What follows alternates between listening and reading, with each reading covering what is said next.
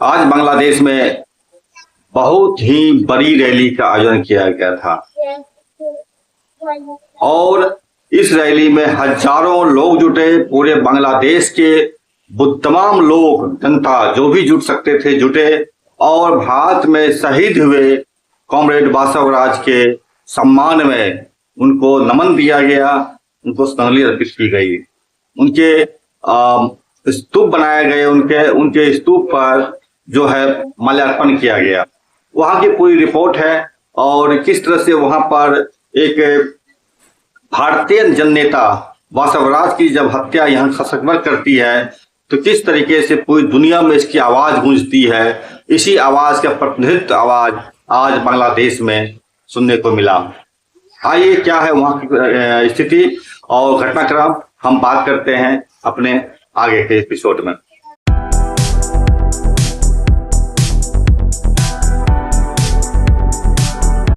जब Karl Marx और Frederick angles ने इस बात का घोषणा किया था पहली बार इस दुनिया में कि दुनिया के मजदूरों एक हो, तब किसी ने सोचा भी नहीं होगा कि ऐसा वास्तव में आज भी यह चीज दिखने को मिलेगा। शासक वर्ग बार बार कम्युनिस्टों को मर जाने की, खत्म हो जाने की बात करते रहे हैं, लेकिन हर बार फिनिक्स की पंछी की तरह राख से हर बार ये उठ खड़ा होता है और पूरी दुनिया में अंतर्राष्ट्रीयतावाद का नारा जोरदार तरीके से बुलंद करता है।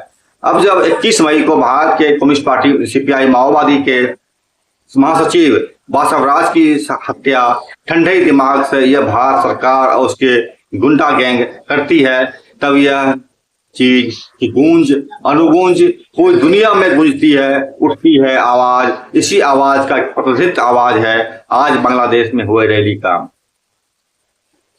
बांग्लादेश में एक संगठन बनाया गया है, भारत में माओवादियों और आदिवासी नरसंहार के खिलाफ विरोध समिति। इस समिति के जो संयोजक हैं वो हसन फाखरी हैं और इन्होंने आज जो कार्यक्रम किया है और इस कार्यक्रम की तैयारी के लिए कई सप्ताह से वहां पर लगातार वॉल पोस्टर, पर्चे बांटे जा रहे थे, दीवारों पर चिपकाए जा रहे थे और आज उसका जो कार्यक्रम हुआ उसकी एक प्रेस नोट मेरे पास भी आई है। हम अपने दर्शकों को बताते हैं उस प्रेस नोट में क्या लिखा हुआ है। इस प्रेस नोट में के ऊपर लिखा हुआ है, माओवादियों और माओवादी नेता शहीद बासवराज सहित स्थानीय लोगों के नरसंहार के विरोध में स्मरणोत्सव और विरोध सभा। यह जो आयोजित किया गया था बांग्लादेश में किया गया था और ढाका में जो उसकी राजधानी है वहां पर संपन्न आज हुआ। प्रेस विज्ञप्ति में कहा गया है कि 18 जुलाई 2025 को महान माओवादी नेता शहीद बासवराज भारतीय कम्युनिस्ट पार्टी माओवादी के महासचिव सहित माओवादियों और आदिवासियों के नरसंहार के विरोध में एक स्मारक और विरोध सभा आयोजित की गई थी।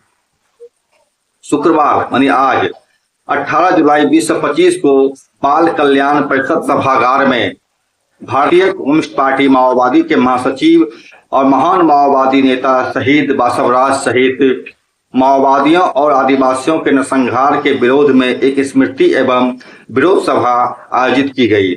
शुरुआत में ऑपरेशन कगार के शहीदों और फिलिस्तीन सहित दुनिया भर के अन्यायपूर्ण युद्धों के शहीदों की स्मृति में 1 मिनट का मौन रखा गया।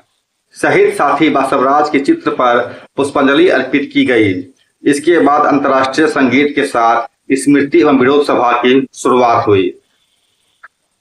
प्रेस विज्ञप्ति में आगे लिखा हुआ है, माओवादी कवि हसन फाखरी की अध्यक्षता और क्रांतिकारी छात्र युवा आंदोलन के कार्यकारी अध्यक्ष द्वारा संचालित इस बैठक को खड्डा अखबार के संपादक बादल शाह आलम, राष्ट्रीय गण मोर्चा के कार्यकारी समन्वयक रजत हुदा, मौलाना अब्दुल हमीद खान, भाषानी परिषद के महासचिव हारून उर रशीद, समाजवादी बुद्धिजीवी संघ के सदस्य सचिव अफजलुल बसर, लोकतांत्रिक सांस्कृतिक एकता की संचालन समिति के सदस्य रघु अभिजीत रॉय, शहीद क्रांतिकारी और देशभक्त स्मारक सोसाइटी के सदस्य सैयद अबुल कलाम, राष्ट्रीय लोकतांत्रिक पीपुल्स फोरम के अध्यक्ष Masood Khan, new democratic people's front के अध्यक्ष Zafar Hussain, new democratic people's front की केंद्रीय कमेटी के सदस्य खबीर सिकदर, क्रांतिकारी छात्र युवा आंदोलन के संयोजक नईम उद्दीन, ढाका महानगर और क्रांतिकारी छात्र युवा आंदोलन की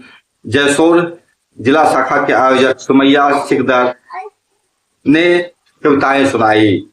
वक्ताओं ने कहा कि भारत में हिंदुत्ववादी फांसीवादी मोदी सरकार द्वारा चलाया जा रहा क्रूर सैन्य अभियान ऑपरेशन कगार माओवादी राजनीतिक नेताओं, कार्यकर्ताओं और आम आदिवासियों की हत्या कर रहा है। 24 जनवरी से चल रहे इस सैन्य अभियान में 400 से अधिक माओवादी नेता, कार्यकर्ता और आम आदिवासी मारे जा चुके हैं। गृह मंत्री अमित शाह ने 31 मार्च 1926 तक भारत को माओवाद मुक्त कराने का ऐलान किया है। इस क्रम में यह हत्याकांड जारी है।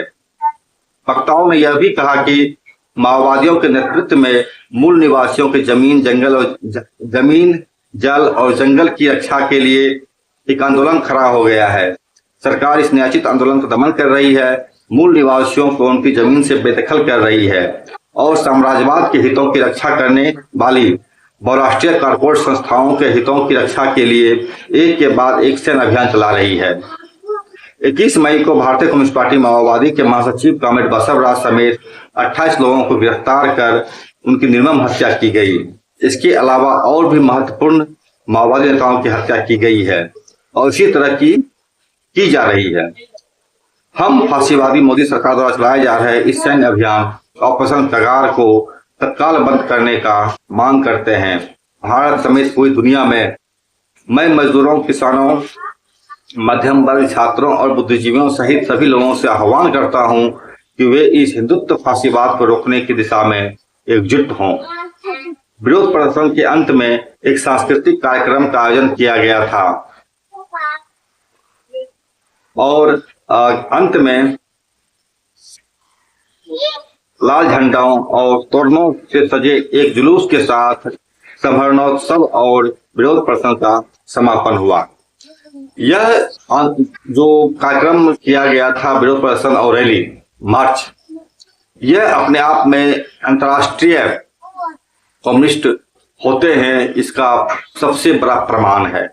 आप किसी भी एक नेता की, जननेता की हत्या इस तरह करते अगर हैं तो इस निश्चित तौर पर इसकी अनुगूंज पूरी दुनिया में उठेगी और सब लोग सवाल खड़ा करेंगे कि आपके नैतिकता पर, आपके हत्याकांड के इस चलती जा रही चक्र पर भारत सरकार को सोचना पड़ेगा कि जिस तरह से वो लगातार माओवादियों की हत्या कर रहे हैं, आदिवासियों को मार रहे हैं, उनके जल जंगल जमीन को लूट रहे हैं और देश की तमाम संपदा को विदेशी ठेकेदारों के चरणों में अर्पित कर रहे हैं, अडानी अंबानी के चरणों में अर्पित कर रहे हैं। इसका परिणाम कहीं न कहीं देश की जनता चुकाएगी और इसका विरोध देश की जनता अवश्य करेगी। ये कोई रिपोर्ट थी, ये रिपोर्ट आप के साथ ही जिस तरह से मैं आपको एक और डाल रहा हूँ, वहां पर किस तरह से पोस्टरिंग की गई है पूरे ढाका बांग्लादेश में, किस तरह से इस हत्याकांड बसवराज के हत्या का शोकाकुल मनाया गया है और पूरे बांग्लादेश में, पूरी ढाका में जो राजधानी उसकी है, किस तरह से चप्पे चप्पे पर पोस्टर चिपकाए गए हैं और उनको याद किया गया है। यह अपने आप में अद्भुत है।